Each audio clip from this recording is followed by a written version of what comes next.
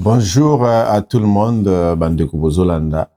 Tu es dans moi tranche na biso ya muke avant émission oyo oza ya munene ya libre opinion. Bon moi toza déjà na plateau, tozo zela tokosala émission awa kala mingi te ya libre opinion oza à partir à 18h heure de Kinshasa. Mais boyebi actualité ezali makambo ba accord oyo esigname balobi na Doha M23, AFC, ba signé accord na Doha na Fachi, gouvernement ya Fachi, pour bitumba esila. Et puis, juste moni susu, ba keko signé susu entre Rwanda na RDC. Bon, tout ça en direct à Goma, en tout cas, pour tout le monde, pena tozo ba information na ndeko oyo, aza vraiment bien informé na babiloko wana nyoso tout, oyo bozoyo ka accord ya bankambo ebele tozana en direct ya Goma. Bonjour Ndeko Berlin. Bonjour Papa John L'Image. Oui, yozali kuna na nini na ozana Goma na este oza pena na kati ya masolo ya ba AFC M23 landelaka makambutu oza koyeba makambutu ndenge eza koleka pio pesaka biso ba information ya solo ya sur. Yo bino bukuna na niveau na bino ya Goma place bozali makambu ya bakor o bazolobela lelo bino bomoni yango ndenge nini et puis eloko nini boyebi na makambu etali bakor wana. Papa John Image, na mukuse nalingaki nayebisa oke makambu ya bakor wana etali M23 te. Ce que je vous dis, retenez yango bien. M23 akoro ya Rwanda na Congo eza ya akoro ya M23 te. M23 bazo appliquer article 64. Et pour votre information, avant-hier, bitumba ezalaki na Plaine de Roses. Même lelo, bitumba ezalaki na Nyangezi, bitumba ezalaki côté ya nini ya Calais. Mena sikoyo, ba message oyo peuple ezo kanisa keno ba akoro wana AFC bako trahir bato eza message moko ya luta. Et pour votre information Papa John, soki semaine oyo ki semaine ezo ya kuna okoyoka vile ya munene mususu ekwei. Soki akoro ya Doha elingaki ezala na véritable, elingaki ezala na normalité, akoro wana amiri ya Qatar elingaki ezala wana, délégation ya AFC elingaki ezala wana, délégation ya gouvernement elingaki ezala wana, ba signé yango na miso ya amiri ya Qatar. Mais akoro wana eye kosalema sans avis ya nini ya amir M23 yango moko nde komaki. Papa, il y a quelque chose oyo bato bazo comprendre yango te. Omuntu ndenge RTNC lobaki ke bazolo ba soute ba rebelle, bazolo ba soute ba pantin. Ndenge ba épargner M23 na ba kombo wana me Papa John Toyoka. Wana eza message moko alukuta akoro ya Rwanda na Congo est concerné M23 T. Ça c'est NON. Donc ndenge c'est-à-dire bakor wana ezo concerné M23 na FCT. Donc c'est-à-dire bitumba ko continuer nango ndenge kaka ezalaki bitumba ko continuer loko moko échanger te mais pourtant tozomona na RTNC na kotira bato image ya bakomona ndenge bapesi communiqué ya bakor wana bayokani trêve kosalama bitumba kozala lisusu te et puis bazosenga na ba journaliste bapanza yango batambusa yango bokomona pe réaction ya bata Top Congo ndenge bango pe basepeli te na ndenge pouvoir en place des fois baboyaki balobaki jamais bako négocier na bato wana ba M23 ba FC baboyaki pena ba négocier na bango te bapekisaki même ba journaliste ke korelayer balepekisaka biso nyonso tout relayer ba biloko ya ba M23 te na ba AFC te mais lelo bango moko bakomo senga batu baosenga ba journaliste ba relier ba biloko wana. Mais siko ndenge yozomona makambo ndenge ezokende lelo ndenge ezokende wana ozomona suite nango pende kozala nini ozala kaka bitumba et puis objectif ya AFC baokende nango na M23 baokende nango tina suka est-ce que ozomona ke baokende tina suka? objectif ya M23 parce que bazo renforcer ba soda partout ndenge yepe FRDC zo renforcer ba ngo bazo renforcer ba soda na ba kwe nyos et pour votre information même lelo tuna soko zana ba information bitumba ezalaki côté ya Kamanyola ba banda ko beta na Masasi donc soki accord eza accord oyo eza officiel lui-même coordonnateur coordonanga ko lubango na média ndenge ya lobite c'est-à-dire il y a quelque chose de ça ne va pas bakolanda biloko wana oh Rwanda eza Rwanda M23 c'est ça ce sont les Congolais et bango bazo réclamer nini bazo réclamer bazo utiliser article 64 donc o azoko soke non ba continuer bitumba ezokende jusqu'à Kinshasa papa John et c'est pourquoi na yebisio que bientôt là okoyoka ville moko ekwe c'est le même problème tango bazaki na kunagana les faits gouverneur oya nini ya Nord Kivu banda ko bano bazo observer que c'est les faits bazo observer que c'est les faits jusqu'à tel point que M23 kotaki na Goma na leki baza awa baza na Goma donc oyo azoko sa opinion que non bayokani il y a des trêves c'est faux archi faux na lobelio parce que je connais enaye inakindaka pa bakonzi na solo kana bakonzi jangwana OK poto succès na yebite so za na mwa liloba ya suka po toyebi na ka ya pouvoir tozomona bato bazoloba ke baza na victoire bazwi victoire basigné ba accord bitumbesili na yebite so za liloba moko osukisa so za liloba ya suka ya kusukisa même avant-hier président oyo azolinga basa la trêve awuti kotindela bawazalendo au moins kafa $70,000 na Bujumbura po baya kobeta Bukavu na Goma c'est connu par tout le monde nani akolinga sala ba accord na Félix bon bandeko na ekande bazoko mikosa abayebisa ki bango akosala report rigoureux ndi makambo ya lukuta maloba oyo azoyebisa bato batika ko lever bentola M23 zo récupérer ville ya monene. C'est ça, en tout cas, Natsuki Siwana Papa John. Merci beaucoup, Ndeko Berlin. Voilà, wana bouti kolanda Ndeko Berlin en direct ya Goma, yependa azalaka kati ya ba dossier wana nde boyoki ndenge azoloba wana a spécifiquement moi ba explication ezolakisa déjà que biloko wana ba signé ezolakisa déjà que na niveau ba M23 na ba AFC eza ko ba rejeter na bango yango parce que bazo continuer bitumba na bango ba okenango ti na suka mais quand même il faut to landa communiquer ya RTNC.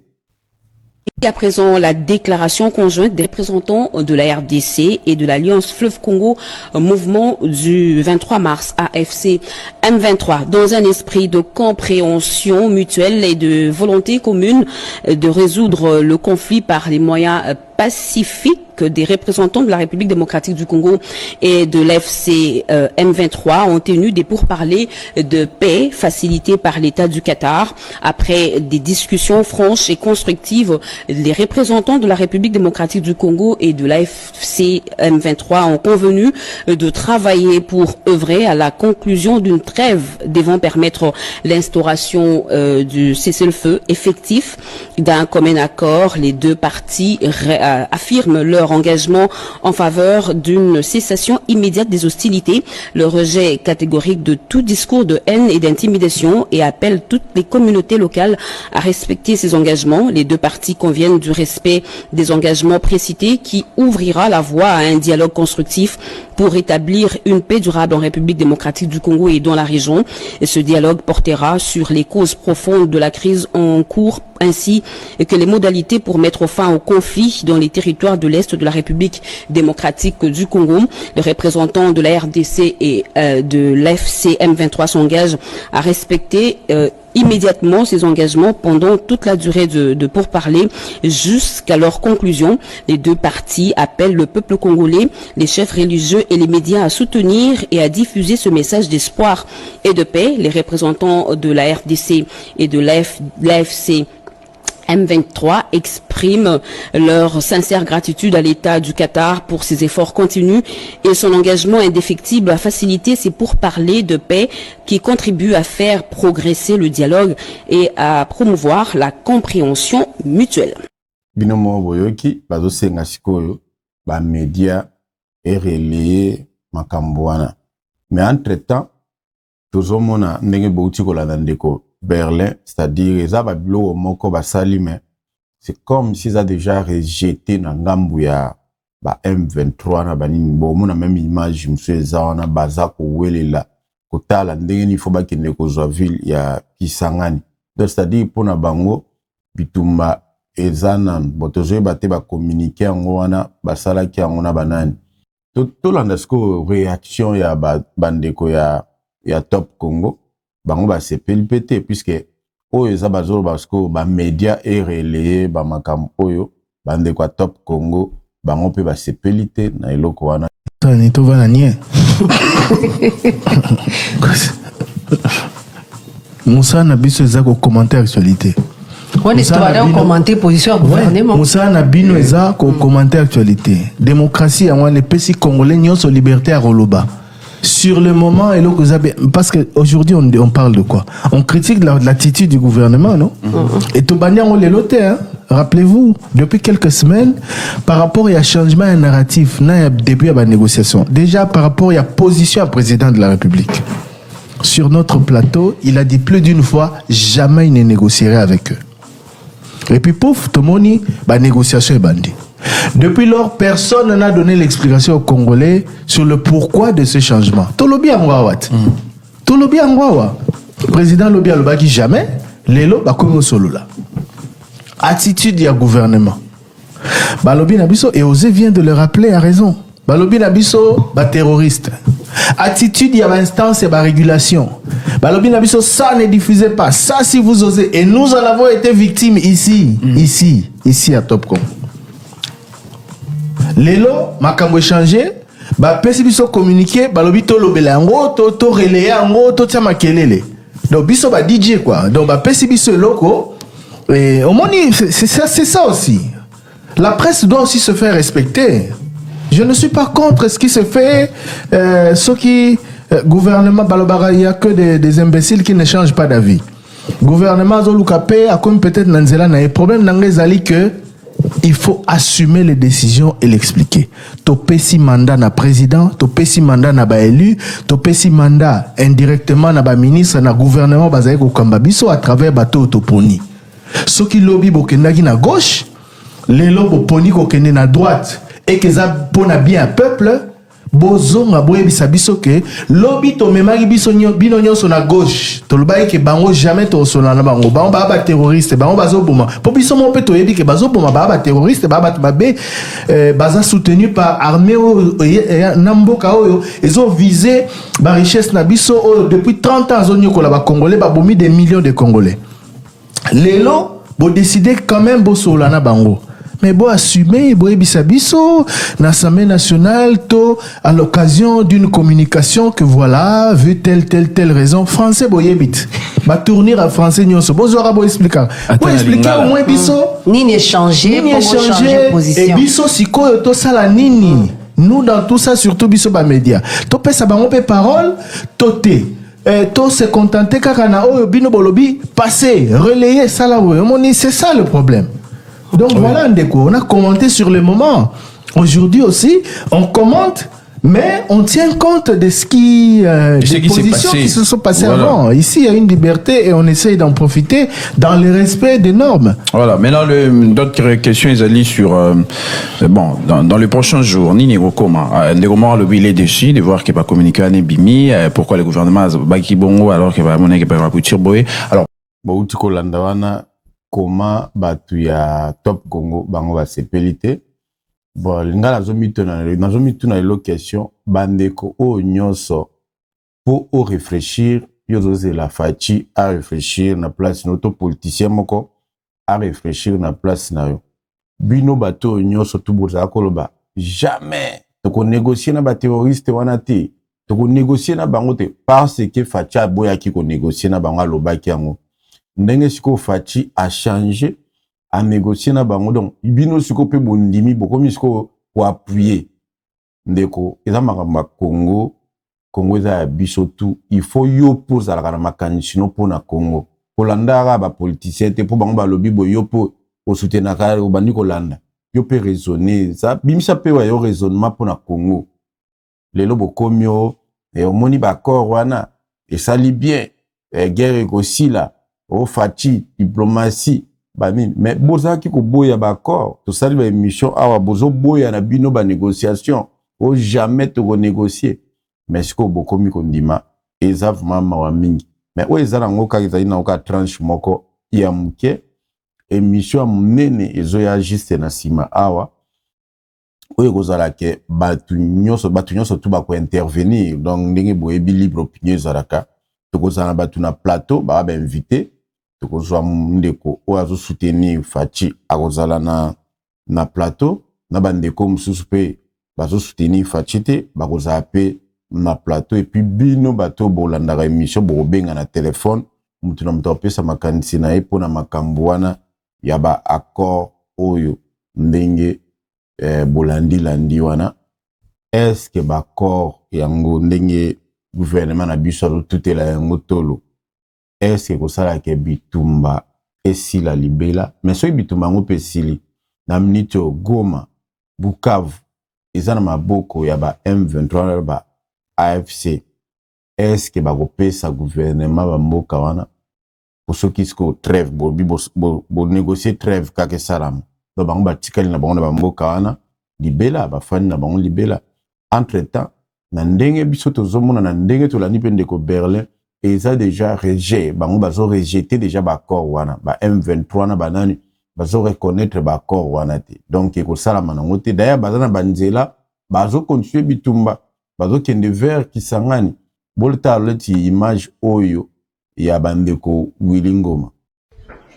Ok matondi toyeli boso na bino tala tozali na esika na Laurence Kanyuka porte-parole politique pe chargé à communication à M23 pardon il y a AFC donc point focal toye awa kolakisa bino toza wapi puisque le côté leki tozali awa na Mitembe kuna musika kuna nde Matembe nzela za route nationale numéro 2 ezokende ti alimbongo Butembo ti ekeba Kisangani nde nzela oyo nzela onde kei donc au gouvernement Zeb Sabino eza lokuta matondo mon colonel matondo bana kin to Zeb Sabino mouvement na bino ezali na ndenge bozo monela awa na mon colonel to sto comme la Mitembe to sto libérer Matembe batwana bazali ate aucun centimètre to perdre na kata bitumba to Zeb Sabino mouvement na bino ezali mon colonel vraiment ndenge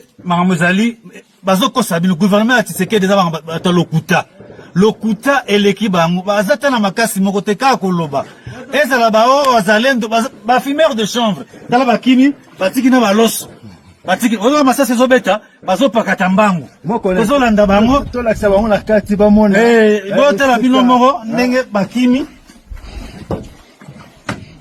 bazebo lamba tala nzungu soda gouvernement nzungu na bango yango yo batiki na babangi moyete biloko kili babangi ndeleki donc bolanda na motseke na Zeb Sabino te eza lokuta donc jamais bajota 1 cm bazoko Sabino tseke na zoko Sabino bana Kinshasa bana poto nde bozolanda biso boya na kati ya FC non M23 puisque to lingi nde changement bo pesa politicien matorité bazoko Sabino pesa bango nde miso basa bato lokuta babeti tolo mutu moko tako pesa bango soki ndenge nini tokimisi bango ape tokimisa bango place nyonso merci beaucoup merci na ndenge mo colonel alobi tozela bino diaspora babino yango boyebi ndenge tuaka tozalaka na kati kuna boya ko rejoindre biso voilà merci beaucoup na bino tu batu bolandi mwa tranche oyo tokutani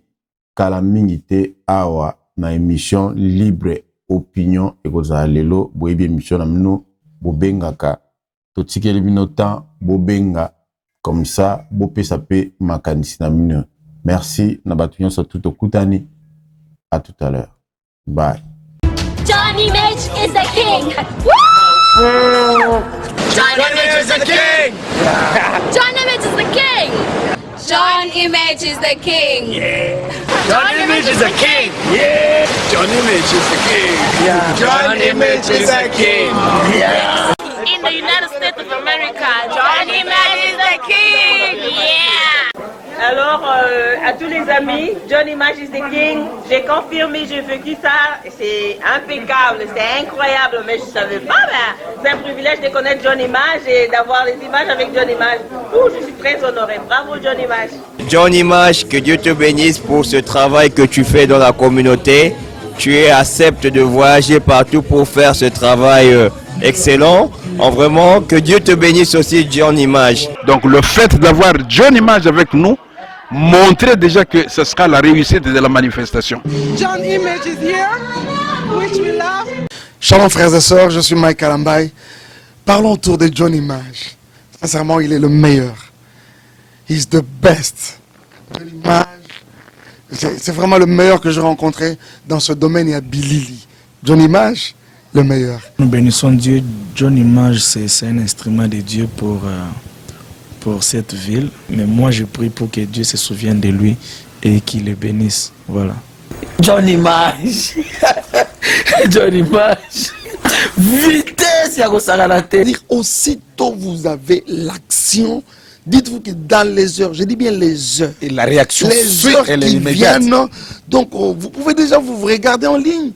John Image, c'est John Image qui est le numéro 1 ici chez nous. Nous sommes très contents du travail qu'il est en train de faire. Vraiment, que Dieu le bénisse.